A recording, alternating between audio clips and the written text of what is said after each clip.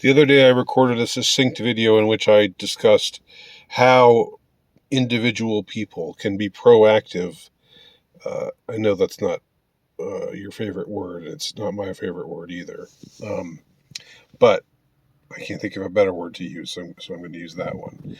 How we can be deliberative, how we can deliberately take action to combat the current nefarious trends that pollute relations between the sexes. And what I said the other day was that we should refuse to be used, whoever we are. Refuse to be used. This is difficult because we allow ourselves to be used because we want to find companionship. We want to find love. We don't want to be alone. And I'm aware of that. And so, on occasion, we let our better judgment slip and allow ourselves to be used. Maybe more than on occasion, maybe quite often. And in that video the other day, I discussed how this happens both with men and women, but in a different way. That women who are looking for love allow themselves to be used for sex by someone who turns them on. Obviously, otherwise they wouldn't sleep with them.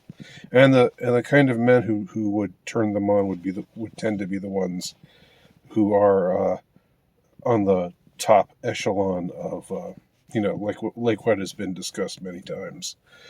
The Pareto's principle, the top 20%, if not the top 15 or 10%.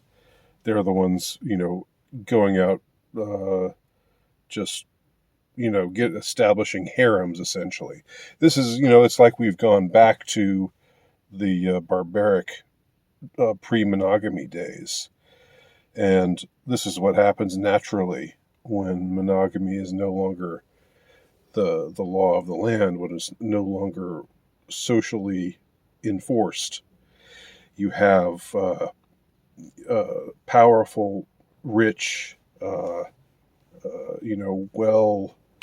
well-connected, well-regarded, high-status men with options, just sleeping with whomever they want, and a lot of men just get left out in the cold. The lower status men, or even the middling status men, find themselves quite often left out in the cold. So, on that side of things, anyway, the temptation for women is to want to sleep with a guy that they like, that they're drawn to, because he embodies these various things that turn her on, and that's how women allow themselves to be used, because they know. There have been so many songs. How many songs have you heard where a woman, it's sung by a woman, and she says, "Oh, I know you're no good for me, but I can't resist myself." It's that kind of thing. You're no good for me. You're not good for me. Well, there you go. They know what they're doing, but part of them knows what they're doing, but they do it anyway. Okay. So, if you are a woman, and most of my viewers are not, although according to the latest analytics, something like 5% of you are. I don't know what percentage of that are not happily married, but if you are one such woman, you can fight against the current nefarious trend, the post-sexual revolution dispensation that we are so unfortunate to be living through. You can fight it by resisting these urges, by refusing to be used by a man in this way. Okay? I'm not telling you who you can and can't be attracted to, but I am saying don't let yourself be used in this way. because people using other people is what is spreading the misery, and the misery is what I truly believe our nefarious rulers, our worldly rulers, the rulers of principalities and powers, so to say, they want more than anything else for us to be miserable. Okay. So, and on the male side, which I feel like I can speak much more to, not only because I'm one man, I'm a man myself, as you can see. I'm all man, as you can tell, right? And also because most of my viewership are men. So what can we do? What can we men do? We can refuse to be used in the same sense, although in a different regard. Okay, because the way that most men are used by women is to be used for attention, used for validation, used, put in the so-called friend zone, and just otherwise, because for women, for many women, attention is for them, attention and validation of their attractiveness. For many of them, that satisfies what sex would satisfy for men. If a man, has sex and he feels that he has somehow been validated in his manhood, been validated in his, attractiveness or his appealingness. And if a woman succeeds at getting men to look at her or to tell her to simp out to simp out on social media and tell her how beautiful she is and so forth and so on, that gives her the same kind of satisfaction that sex gives to men. So the question is, what kind of satisfaction do women get out of sex? That if validation for women is equivalent to what sex is for men, then what would sex be for women, right? That's a question mark there. But anyhow, back to the subject at hand. You can refuse to be used, fellow men, by just not simping out when you see someone, a good-looking woman, posing online. You can not like the picture. I'm not saying be abusive. I'm not saying get on and say that they're ugly or be mean or anything like that. But just don't hit the heart button, right? And don't go to the comment section and gush about their beauty, and don't go to their DMs and tell them how beautiful they are, right? Just don't do it. Don't give them that. Don't let them use you in that way, okay? And same goes with the friend zoning notion, right? And everybody knows that what friend zoning is. It's when a woman knows a man is into her and she's not into him, but she still wants him around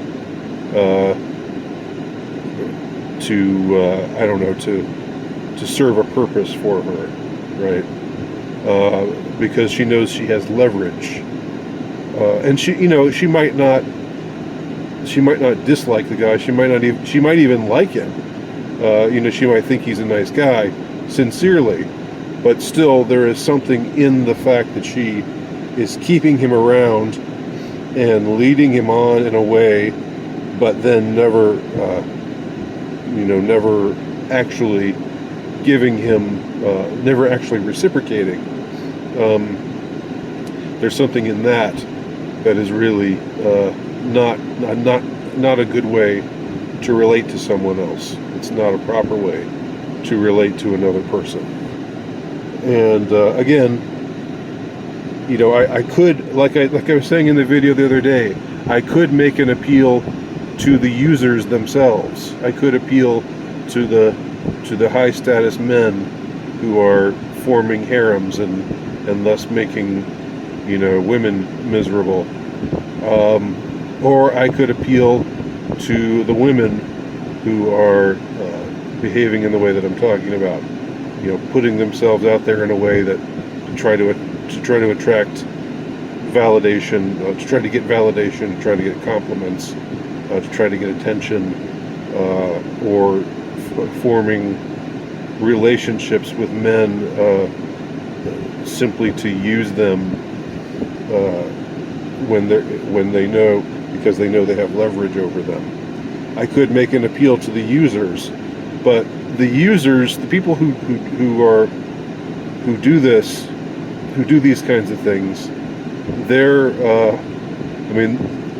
if they don't heed the call to conscience, what can really be done about that? Nothing. But if you are one of the ones who is aware of being used, you have autonomy, you have freedom, you can refuse to be used. And of course the downside of that, which is something that often comes with integrity, is you might find yourself alone more often. You might find, you'll be denied the company of someone that maybe, when you're with them, you feel good. I don't know how they talk about it chemically. I don't really like to talk about things chemically, but they talk about dopamine and so forth. I mean, I don't know. To me, we're spiritual beings, and yes, chemicals have something to do with that. But sometimes we have to forego that which would give us a temporary feeling of a high, because we're spending time with someone who really isn't into us, but who is giving us the illusion in some way of being into us. In the case of a man who's high status, giving attention to a girl, to a woman, sleeping with her, and then she gets this kind of feeling of accomplishment from having, or this feeling of, what would she call it? She would like to think of it as love. She would like to think that she can make him love her exclusively, but she should know better. She should know that she's being used. In the same sense, men who are being used in the way that I've talked about, you have autonomy. This is this is my biggest problem with the black pillars. That they talk as if there's no such thing as autonomy, or autonomy doesn't even matter. All right, it's just you're just going to be miserable forever and ever, and that's it, right? Well, you do have control over your actions, and you can put your foot down, and you can refuse to be used.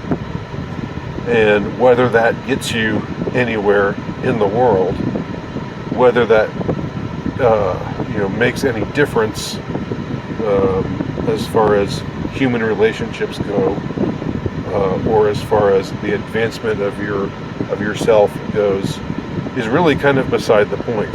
Although I would say people who refuse to be used force others to respect them.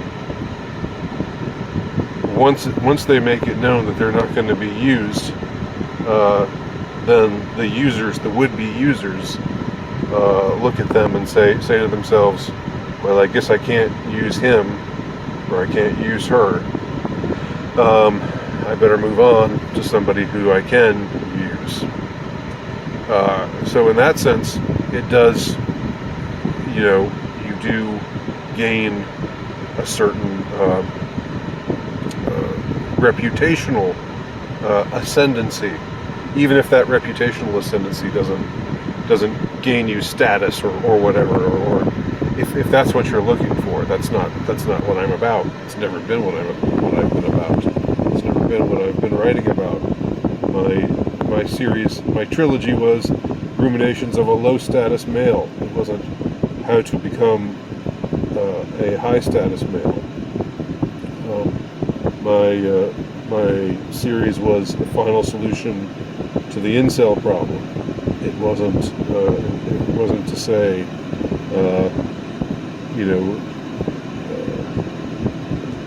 that incels can become chads if they only do this, that, and the other. It was instead to say, to pursue self-mastery. And pursuing it doesn't mean you're there. Pursuing it, you might pursue it forever. And, you always want to be validated. So there's all, if you're pursuing self-mastery, but you still are aware that you want to be validated, that's nothing to be ashamed of. It's part of how we were designed. And in a better age, in a in a day and age that's not part of the Kala Yuga, like what we're living in right now in the 21st century West, in better times, the desire to be wanted, to be validated, to be loved, these were good things. These were things that helped to cement relationships, healthy relationships between men and women. Unfortunately, we are not living in a time like that for a variety of reasons, but not by accident, not by happenstance.